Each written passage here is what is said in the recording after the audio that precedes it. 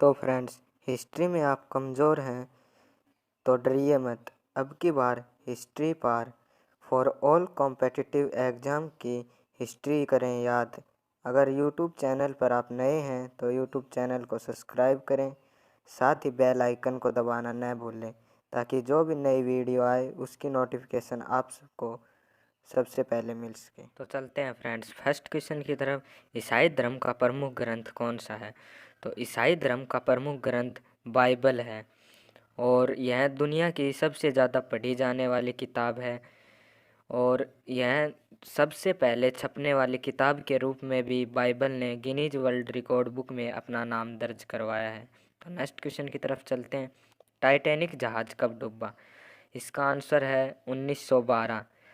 Titanic जहाज़ 14 अप्रैल 1912 में एक हिमशिला से टकराकर डूब गया था।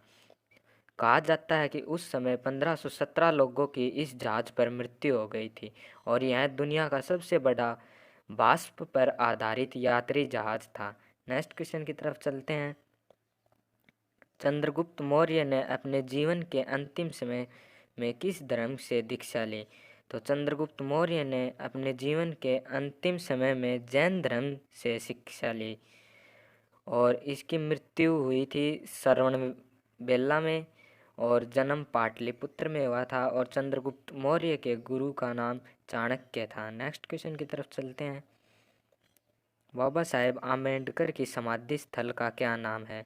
तो बाबा साहेब आम्बेडकर के समाधि स्थल का नाम चैत्रा भूमि है। नेक्स्ट क्वेश्चन की तरफ चलते हैं। संविधान सभा के प्रारूप समिति के सदस्यों की संख्या कितनी है? तो संविधान सभा के प्रारूप समिति के सदस्यों की संख्या 7 है।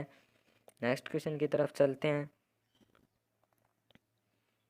भारत में कर्क रेखा किस शहर से निकलती है? तो भारत में कर्क रेखा उज्जैन शहर से निकलती है।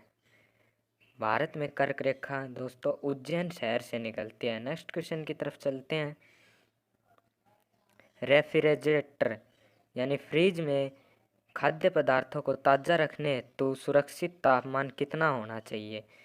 तो इसमें खाद्य पदार्थों को ताज़ा रखने के लिए फ्रिज में 0 डिग्री सेल्सियस तापमान होना चाहिए।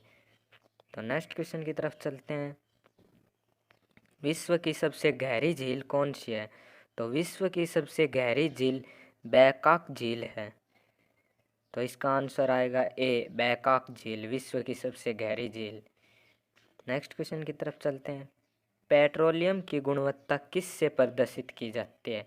तो पेट्रोलियम की गुणवत्ता ऑक्टेन नंबर से प्रदर्शित की जाती है। तो इसका आंसर आएगा ऑक्टेन नंबर ए।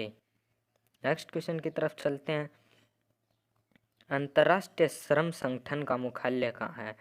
तो अंतर्राष्ट्रीय श्रम संगठन का मुख्यालय जेनेवा में है। तो इसका आंसर आएगा ए, जेनेवा। नेक्स्ट क्वेश्चन की तरफ चलते हैं। दिल्ली की गद्दी पर बैठने वाला अंतिम हिंदू शासक कौन था?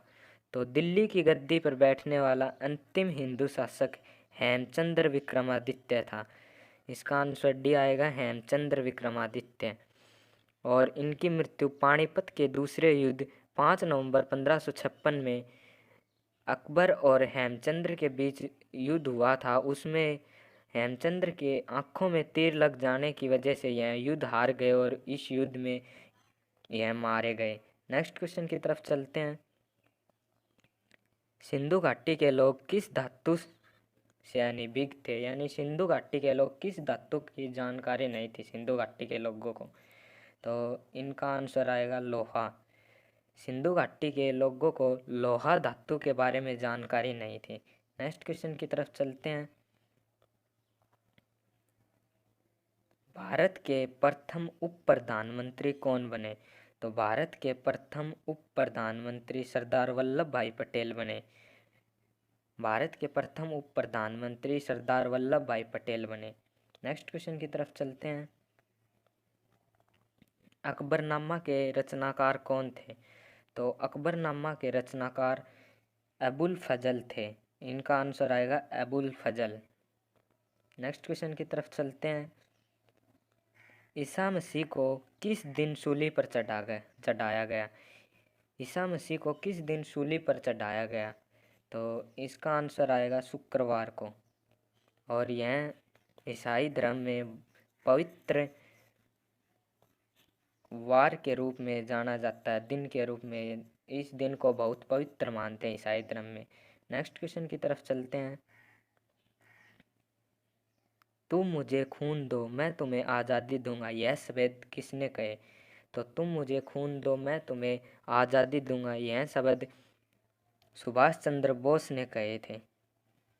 यह शब्द सुभाष चंद्र बोस ने कहे थे। तो इसका आंसर आएगा डी। नेक्स्ट क्वेश्चन की तरफ चलते हैं। सबसे छोटा महासागर कौन सा है? तो सबसे छोटा महासागर दोस्तों आर्कटिक महासागर है। तो इसका आंसर आएगा आर्कटिक महासागर। और साथ ही यह भी याद कर लेना चाहिए कि सबसे बड़ा महासागर कौन सा है? तो सबसे बड़ा महासागर प्रशांत महासागर है। नेक्स्ट क्वेश्चन की तरफ चलते हैं। लक्षद्वीप की राजधानी कौन सी है? तो लक्षद्वीप की राजधानी कावारती है।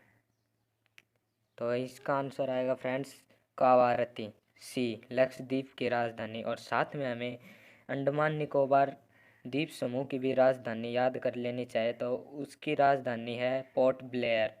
तो अंडमान निकोबार द्वीप समूह की राजधानी पोर्ट ब्लेयर है और लक्षद्वीप की राजधानी कावारती है। नेक्स्ट क्वेश्चन की तरफ चलते हैं। इंडिया गेट के निर्माण कब हुआ? इंडिया गेट का निर्माण कब हुआ? तो इंडिया गेट का निर्माण सन 1921 में हुआ। तो इसका आंसर आएगा 1921।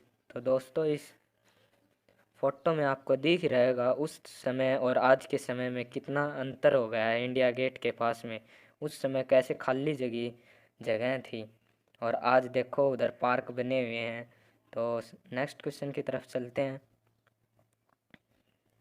उगते हुए सूर्य का देश किसे कहा जाता है? तो उगते हुए सूर्य का देश जापान को कहा जाता है। तो उगते हुए सूर्य का देश आंसर डी जापान को कहा जाता है। और साथ ही हमें यह भी याद कर लेना चाहिए कि मध्य रात्रि के सूर्य का देश नॉर्वे को कहा जाता है और छिपते हुए सूर्य के देश को ब्रिटेन कहते हैं। तो दोस्तों वीडियो अच्छी लगी तो इसे लाइक करें, शेयर करें और कमेंट करें और चैनल को सब्सक्राइब करना न भूलें।